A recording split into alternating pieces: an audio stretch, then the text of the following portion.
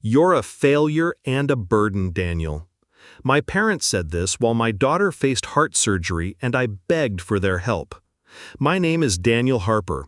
I'm 35 years old, a software engineer at a tech startup in Austin, Texas.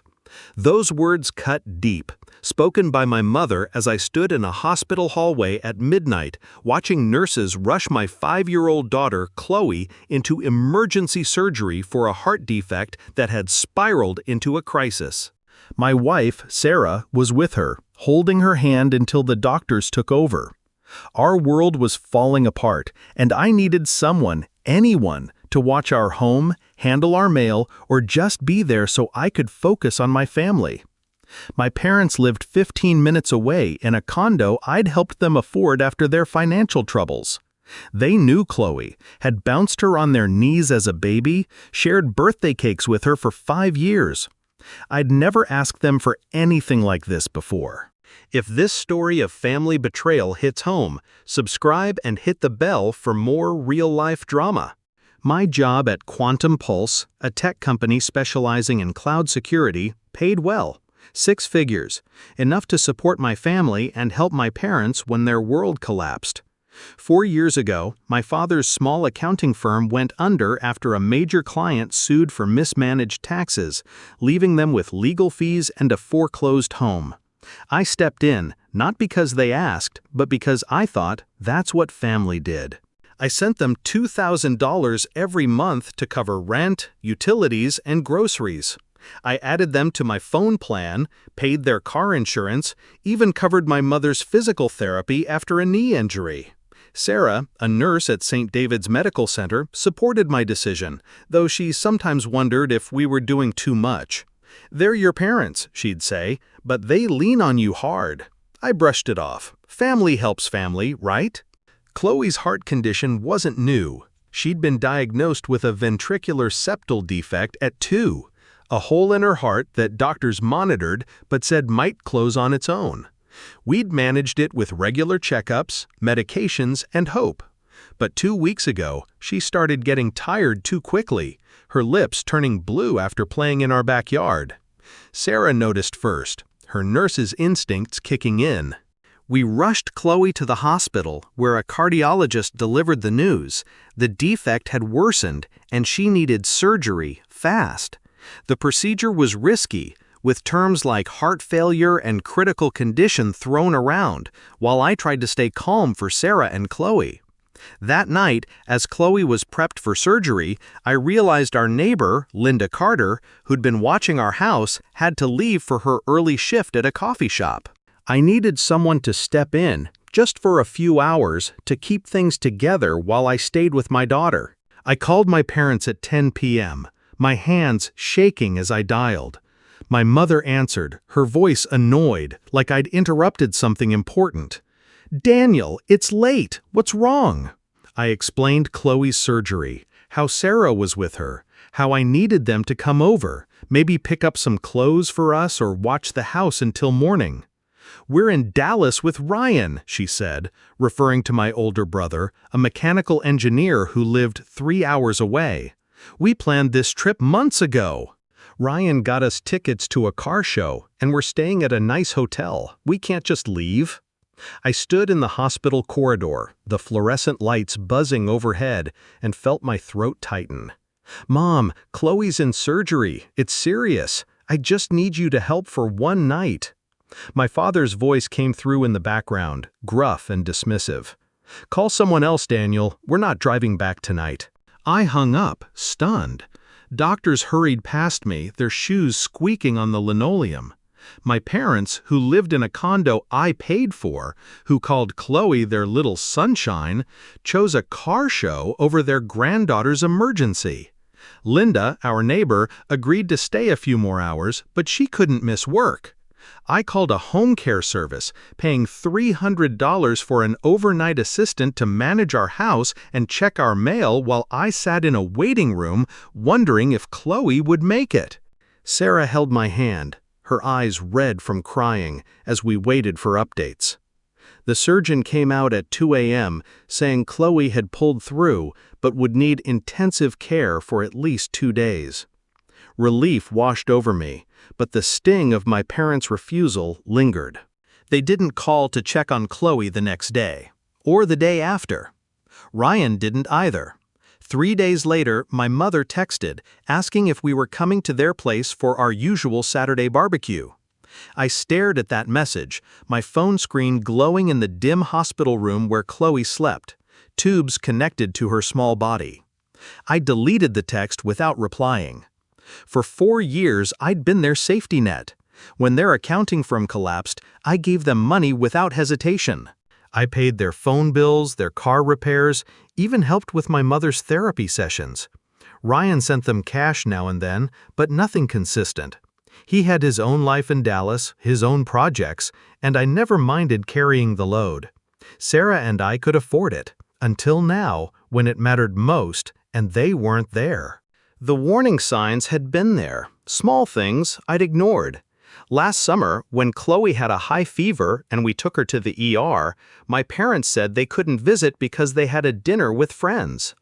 When Sarah sprained her ankle at work, they came by once but spent the visit complaining about traffic. When we lost a pregnancy 2 years ago, my mother said, "Maybe it's for the best. Kids are expensive." I told myself they were just older, set in their ways, not good with emotions. My father had always been practical, almost detached, and my mother preferred social plans over family obligations. But Sarah saw it clearer. "They only call when they need something," she said one night after my parents asked me to fix their Wi-Fi router. When was the last time they just visited to see Chloe? I couldn't answer. Every call, every visit seemed tied to a request: help with their cable bill, their car battery, or their grocery budget. Chloe came home on a Friday, weak but smiling, her small hand clutching a stuffed bunny the nurses gave her. Sarah's sister, who lived nearby, had been watching our house while Chloe recovered. When we picked up Chloe's things, she asked, "Why didn't Grandma and Grandpa come see me?" I sat in my car outside my sister-in-law's house, gripping the steering wheel, unable to answer a 5-year-old's question. My parents had gone to Dallas, enjoyed their car show with Ryan, posted photos on social media of shiny vintage cars and fancy dinners, while their granddaughter fought for her life. That weekend, they called to confirm the barbecue. My mother chatted about the car show, how Ryan had gotten them VIP passes to meet a famous auto designer. "It was a blast," she said. "You should have seen it." I listened, sitting at their kitchen table in the condo I paid for, feeling something shift inside me. Not anger, just clarity. I started digging that night.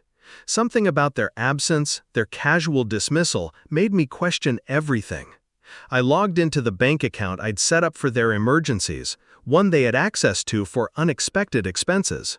What I found made my stomach turn. In the past year, they'd withdrawn money for things that weren't emergencies. A new sound system, a weekend trip to San Antonio, dinners at upscale restaurants, and, worst of all, $450 for the Dallas car show tickets. Ryan had driven from Dallas, booked a hotel suite, and they'd made a weekend of it, spending over $1,500 from the account while I sat in a hospital, praying for my daughter. I showed Sarah the bank statements. She read them in silence, her face pale. "They've been using you," she said finally. "This was never about helping them through hard times. It was about free money." I called my attorney, Mark Reynolds, the next morning. I'd been sending my parents money through an automatic transfer, and I wanted it stopped. I also wanted their access to the emergency account revoked. Mark asked if I was sure, warning that sudden changes could strain family ties.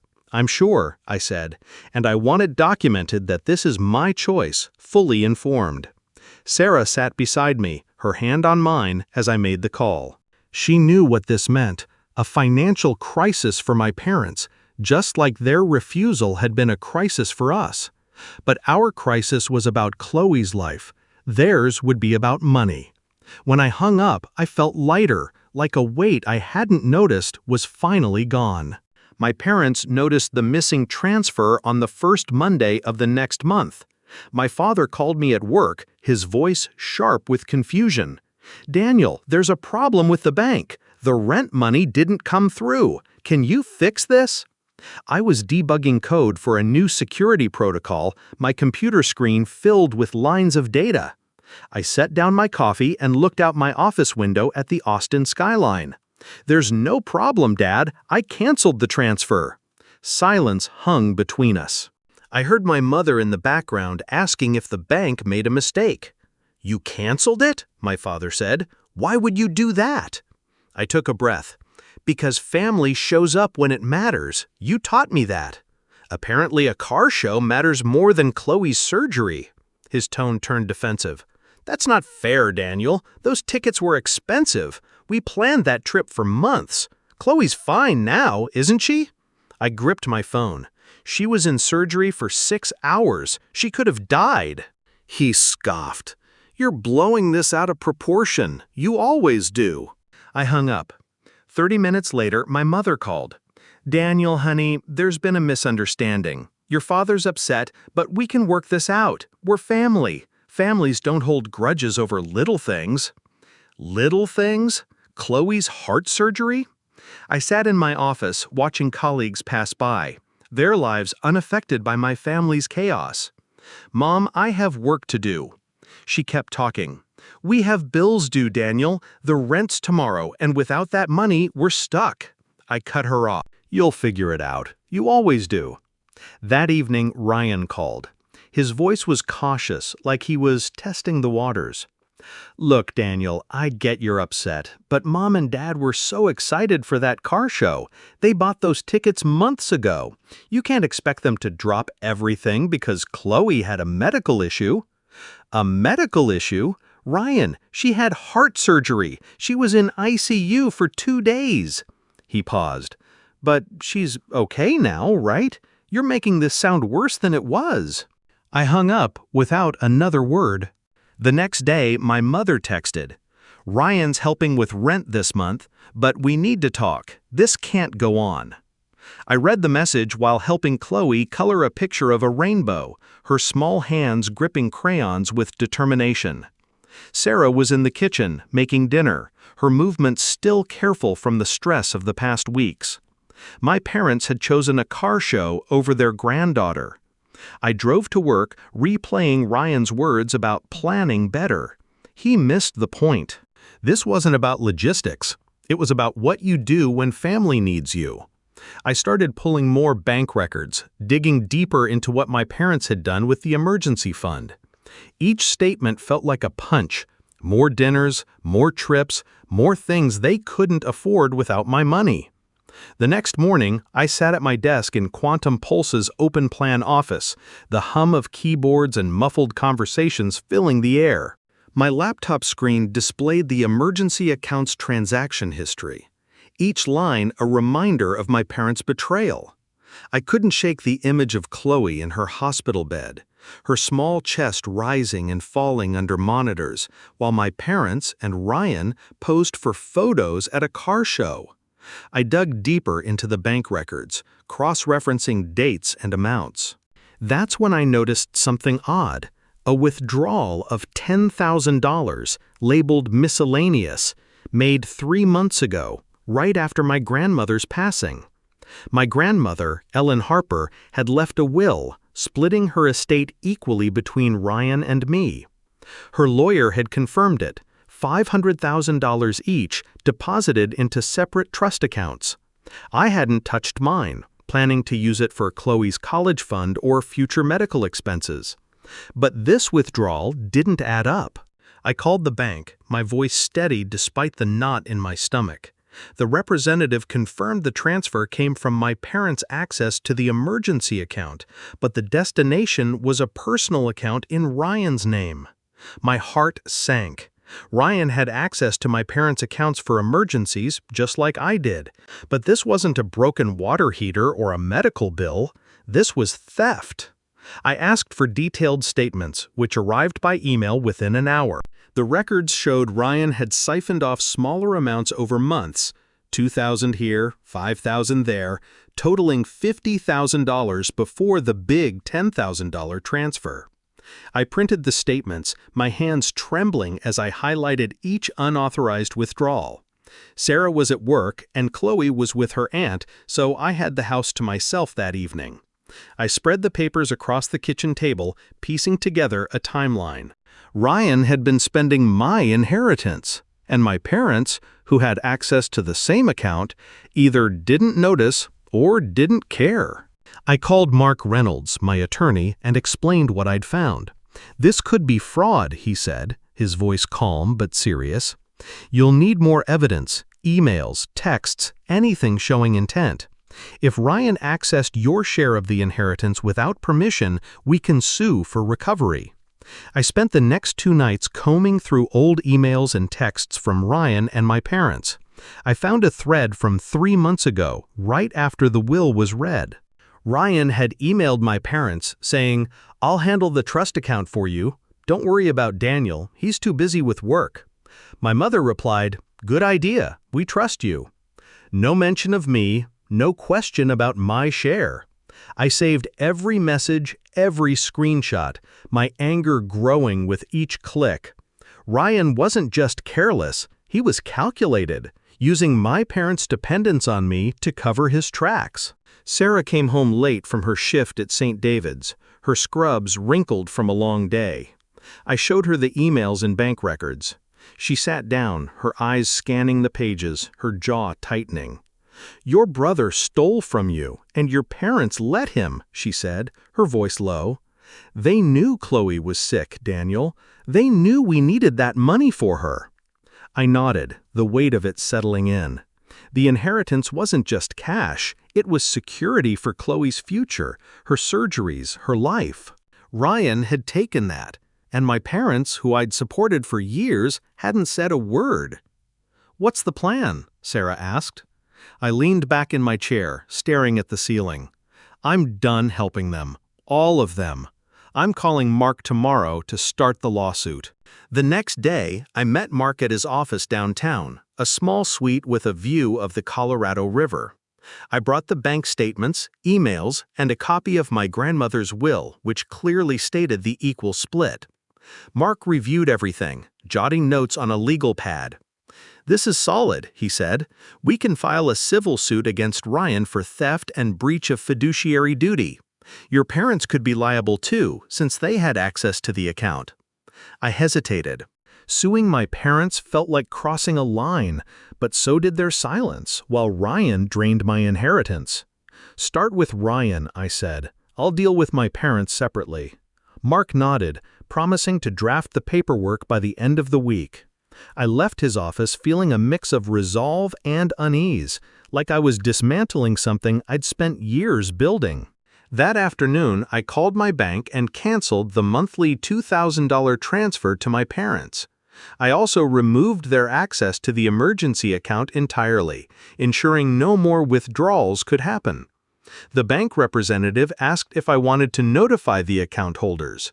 "No," I said, "let them figure it out." I drove home, the Austin traffic crawling along Mopac Expressway, and thought about the condo I'd helped my parents afford, the groceries I'd paid for, the phone plan I'd covered. All of it, taken for granted while they let Ryan steal from me. Sarah was waiting when I got home, Chloe asleep upstairs. "You okay?" she asked. I shook my head. I'm angry, but not at myself. For once, I'm doing what's right for us. A week later, my father called, his voice sharp with panic. "Daniel, the rent payment didn't go through. The bank says the transfer's canceled. What's going on?" I was at Quantum Pulse, reviewing a software update with my team. I stepped into a conference room, closing the door for privacy. "I stopped the payments, Dad. I'm done." He sputtered, caught off guard. "Done? You can't just cut us off. We need that money." I took a breath, keeping my voice even. "You needed to be there when Chloe was in surgery. You chose a car show. Ryan took my inheritance and you didn't stop him." Silence. Then my mother's voice came through, shrill and desperate. "Daniel, this is ridiculous. Ryan didn't steal anything. He's helping us manage the accounts." I gripped the phone. "I have the bank statements, Mom. I know what he did." She kept talking, her words tumbling over each other. "You're overreacting. We'll talk to Ryan. We'll fix this." I hung up, my pulse racing. Ryan called that evening, his tone smooth, like he was pitching a client. "Daniel, Mom says you're upset about the trust account. Let's clear this up. I moved some money to help Mom and Dad, that's all." I was in my home office, the bank statements spread out in front of me. "You took $50,000, Ryan, from my share, without asking." He paused, then laughed, a nervous edge to it. "You're blowing this out of proportion. I was going to pay it back. I didn't buy it." "Pay it back? With what? The car you bought? The hotel suites?" His voice hardened. "You've always been dramatic, Daniel. You have a good job. You don't need that money." I ended the call, my hands shaking. He didn't just steal, he justified it. Like I owed him my share because I was doing well. I spent the next few days gathering more evidence. I found an email from Ryan to a car dealership confirming a down payment for a new SUV paid from the same account he'd siphoned my inheritance into. Another email showed he'd booked a luxury cabin in Colorado for a ski trip using funds from the trust. Each discovery felt like a betrayal stacked on top of the last. Sarah helped me organize the documents, her nurse's precision coming through as she labeled folders and timelines. "He thought you'd never check," she said one night, her voice quiet but firm. "He thought you'd keep paying for everything." She was right. I'd been so focused on being the good son that I hadn't noticed my family treating me like a resource, not a person. Mark called with an update. The lawsuit was ready to file, but he needed my final approval. "This will get messy," he warned. "Ryan might countersue, and your parents could get dragged in." I thought about Chloe, her small hand gripping mine in the hospital, and the way my parents hadn't called to check on her. "File it," I said. "I want my money back."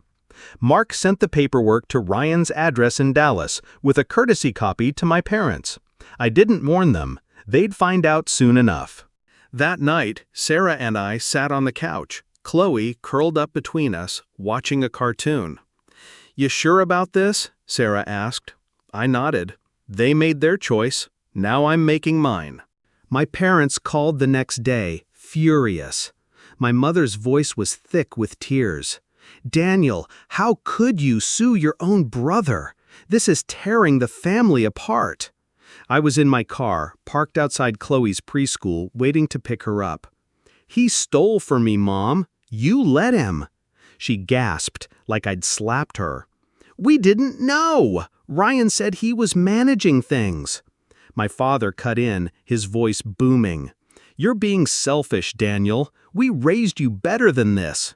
I laughed, a bitter sound. "You raised me to put family first. I'm doing that, for Chloe and Sarah." They kept talking, pleading, then yelling, but I hung up. I watched Chloe run out of the preschool, her backpack bouncing, and felt a calm I hadn't known in weeks. The lawsuit papers hit Ryan hard. He texted me, a long message about how I was destroying the family and how he'd only borrowed the money. I didn't respond. Instead, I called my sister-in-law, Ryan's wife, who lived in Dallas. She was quiet when I explained the situation, her voice tight with embarrassment. "I didn't know," she said. "Ryan told me the money was his. I believed her." She promised to talk to him, but I doubted it would change anything. Ryan had always been charming, able to talk his way out of trouble, but not this time. The evidence was ironclad: bank records, emails, the will. He couldn't talk his way out of a lawsuit. I started getting calls from extended family, cousins and aunt in Houston who'd heard about the lawsuit. Some sided with Ryan, saying I was too hard on him, that family shouldn't sue family. Others, like my cousin Laura, supported me. "Your parents always favored Ryan," she said during a call. "They let him get away with everything." Her words stung, but they rang true. My parents had always seen Ryan as the golden child, the one who could do no wrong, while I was the reliable one, expected to fix their problems. I thanked Laura and hung up, feeling a mix of validation and sadness. Chloe's recovery was slow but steady. She started physical therapy to regain her strength, and Sarah took on extra shifts to cover the medical bills. I worked late, coding new features for Quantum Pulse, trying to keep my mind off the family drama. But every email from Mark, every new piece of evidence, pulled me back. Ryan had spent over $100,000 of my inheritance on the SUV, the ski trip, even a new home theater system. My parents had known about some of it, their signatures on a few withdrawals, but they claimed ignorance when I confronted them. "We thought Ryan was handling it responsibly," my mother said during one call. I didn't believe her. They'd seen the new car, the fancy dinners, and never questioned where the money came from. I met with Mark again, this time to review the lawsuit's progress. He'd hired a forensic accountant to trace the funds, confirming Ryan's misuse of the trust. "We're building a strong case," Mark said, "but you need to prepare for pushback. Ryan's lawyer might claim the money was a gift." A gift? The idea made my blood boil. I'd worked hard, supported my parents, saved every penny for Chloe's future, and Ryan thought he could take it because I was doing fine? I told Mark to push forward, no matter what. I wasn't just fighting for the money. I was fighting for what was right, for Chloe, for the family I'd built. That night, I sat with Sarah in our backyard, the Austin sky clear and dotted with stars. Chloe was asleep, her therapy session leaving her tired but hopeful. "This is bigger than money," Sarah said, her voice soft. "It's about respect." I nodded, squeezing her hand. My parents and Ryan had taken my trust for granted, but I was done being their safety net. The lawsuit was just the beginning. I knew the next steps would be harder, facing Ryan in court, dealing with my parents' anger, but I was ready. For the first time, I felt like I was protecting my family, not just providing for them. 2 weeks after filing the lawsuit, I got a call from Mark Reynolds. I was in my office at Quantum Pulse, the Austin skyline hazy through the window, my computer screen filled with code for a new encryption algorithm. "Ryan's lawyer responded," Mark said. "They're claiming the money was a loan, not theft, but we've got the upper hand. The will is clear, and the bank records don't lie." I nodded, though he couldn't see me. "What's next?" I asked. "We push for a settlement or go to court," he said. "Your call." I thought of Chloe, her laughter echoing through our house now that she was stronger, and Sarah, who'd been working overtime to cover therapy costs. "Court," I said. "I want every cent back." Mark promised to keep me updated, and I hung up, feeling a resolve I hadn't known before. This wasn't just about money. It was about justice for my family. My parents found out about the lawsuit the next day. My mother called, her voice a mix of anger and desperation. "Daniel, you're suing your own brother? How could you do this to us?" I was in my car, driving to pick up Chloe from physical therapy. "He stole from me, Mom, $50,000 from my inheritance. You let him." She gasped, like I'd accused her of a crime. "We didn't know. Ryan said he was managing things for us." My father's voice cut in, loud and accusing. "You're tearing this family apart over money, Daniel. You're selfish." I gripped the steering wheel, the Austin traffic blurring around me. "Selfish? I paid your rent for 4 years. I covered your bills while you let Ryan take what was mine." They kept talking, their voices overlapping, but I ended the call. Chloe ran out of the therapy center, her ponytail bouncing, and climbed into the back seat, chattering about a new game she'd learned. I smiled at her, but inside, I was reeling. The lawsuit papers were served to Ryan in Dallas, and he didn't take it well. He texted me a string of messages, each one angrier than the last.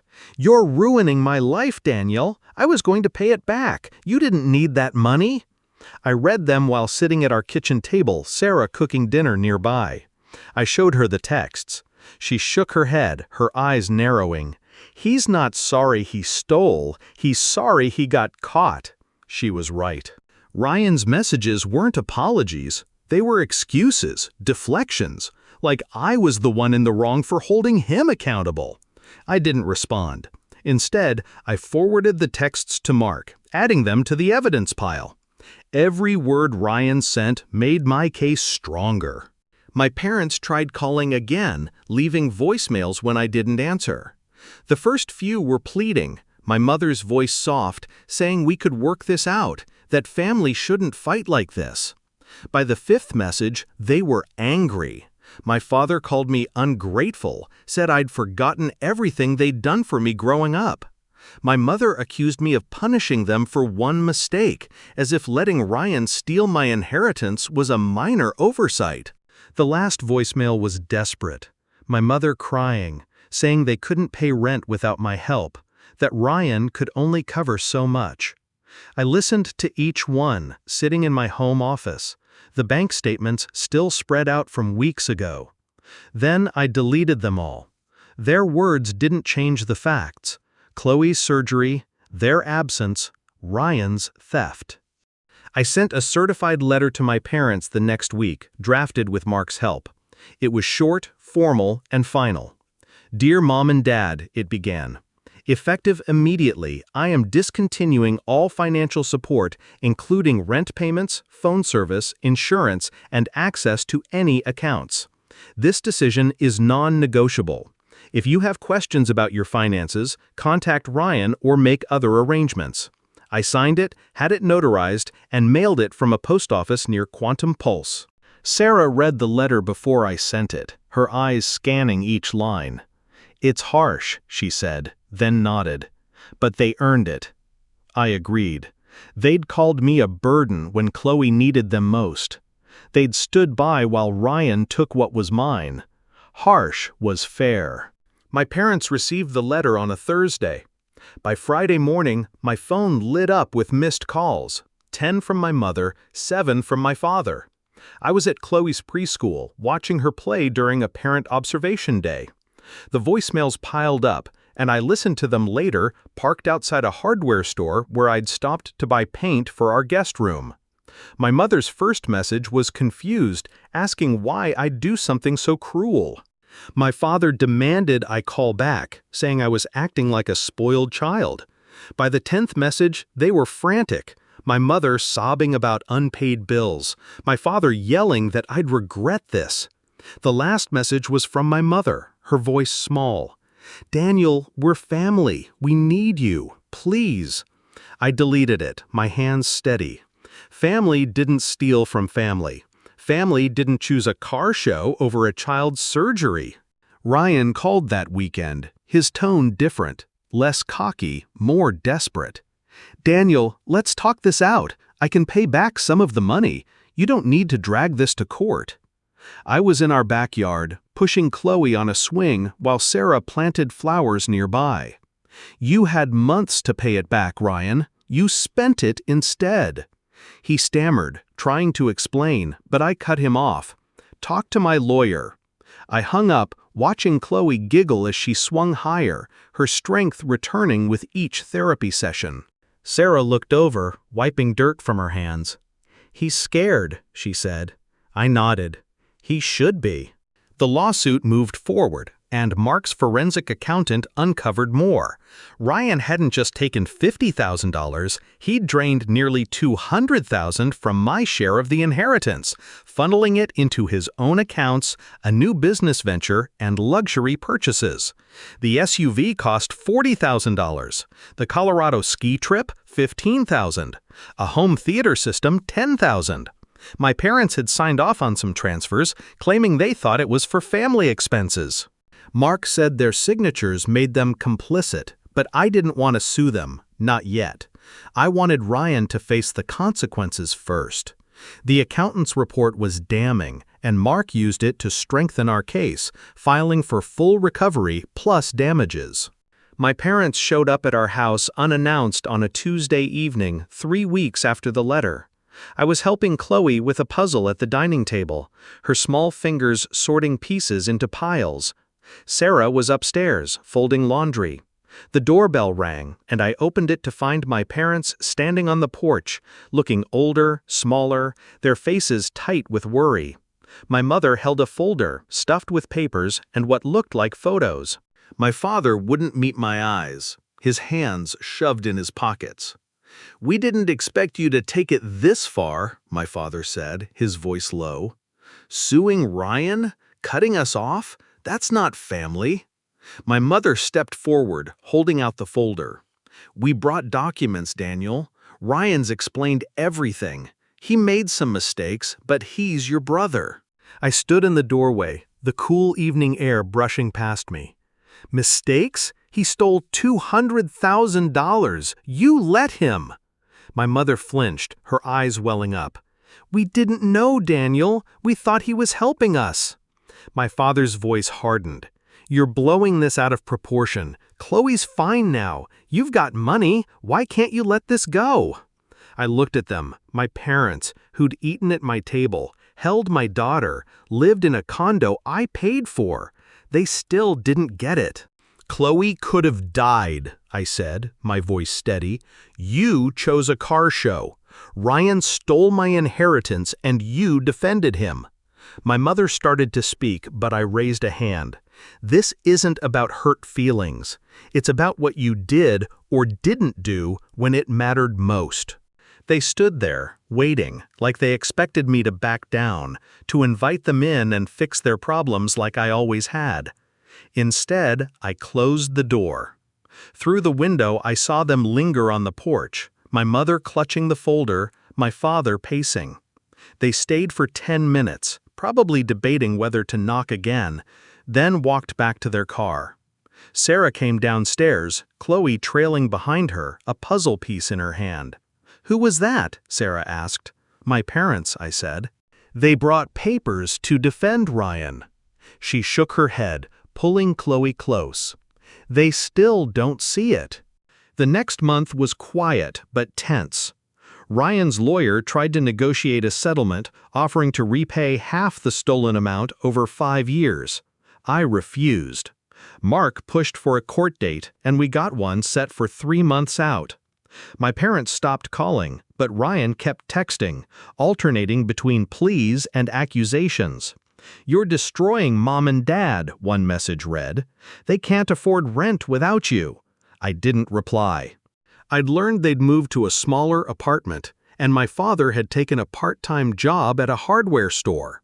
My mother was working as a receptionist, something she hadn't done in years. Ryan was struggling too. His business venture, funded partly with my money, was failing, and his wife was pushing him to settle to avoid a public trial. Chloe started kindergarten that fall, her health improving with each checkup. Sarah went back to full-time shifts at St. David's, and I got a promotion at Quantum Pulse, leading a new security project. We bought a bigger house in a better school district, with a treehouse in the backyard for Chloe to play in. My parents never saw it. They never visited Chloe's school, never helped with her homework, never came to her first soccer game. Ryan didn't either, too busy dealing with his legal mess. Sometimes Sarah asked if I missed them. "I miss who I thought they were," I told her, "not who they showed themselves to be." Extended families started reaching out, some urging me to drop the lawsuit, others supporting me. My cousin Laura called one evening, her voice warm. "You did the right thing, Daniel. Ryan's always been slippery, and your parents enabled him." Her words helped, but they couldn't erase the ache of losing the family I'd once believed in. Chloe stopped asking about her grandparents after a few months, her world filled with school friends and soccer practices. Kids adapt, I learned, when you set clear boundaries. The court date loomed, and Mark was confident. The evidence, bank records, emails, the will, the accountant's report was overwhelming. Ryan's lawyer tried one last settlement offer, but I held firm. I wasn't just fighting for the money, I was fighting for Chloe's future, for Sarah's peace of mind, for the principle that family doesn't betray family. The night before the hearing, Sarah and I sat on our new porch, sipping coffee as the sun set over Austin.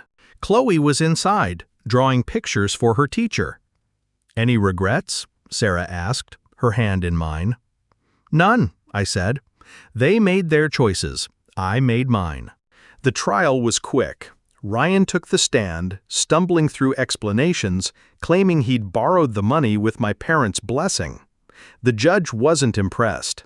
The evidence spoke for itself, and the ruling came down in my favor. Full recovery of $200,000 plus legal fees.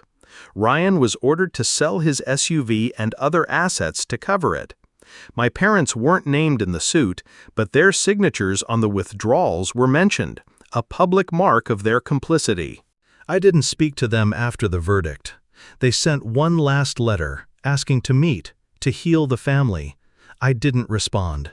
They'd had their chance when Chloe was in surgery, when Ryan took what was mine. 6 months later, life felt lighter. Chloe was thriving, running across soccer fields, her heart stronger than ever. Sarah and I were saving again, rebuilding the nest egg Ryan had stolen. Quantum Pulse offered me a raise, and we started planning a family trip to Colorado. Not a luxury ski cabin, but a simple cabin by a lake where Chloe could fish and Sarah could relax. My parents and Ryan faded from our lives. I heard through Laura that they'd downsized again, living off part-time jobs and Ryan's dwindling savings. They didn't call, didn't visit, didn't ask about Chloe. I didn't expect them to. People don't change their priorities at their age. Sometimes I thought about the family I'd grown up with, the barbecues, the holidays, the moments I'd thought defined us. But those memories were overshadowed by the truth, my parents' absence when Chloe needed them, Ryan's greed, their excuses. Family isn't about blood or shared history. It's about who shows up when it counts, who stands by you when the world feels like it's crumbling. Ryan and my parents didn't. Sarah and Chloe did, and that was enough. I learned a lesson that cost me $200,000 and a family I thought I knew. It wasn't cheap, but it taught me what my family was worth. Chloe's smile, Sarah's strength, our life together. That's the inheritance that matters.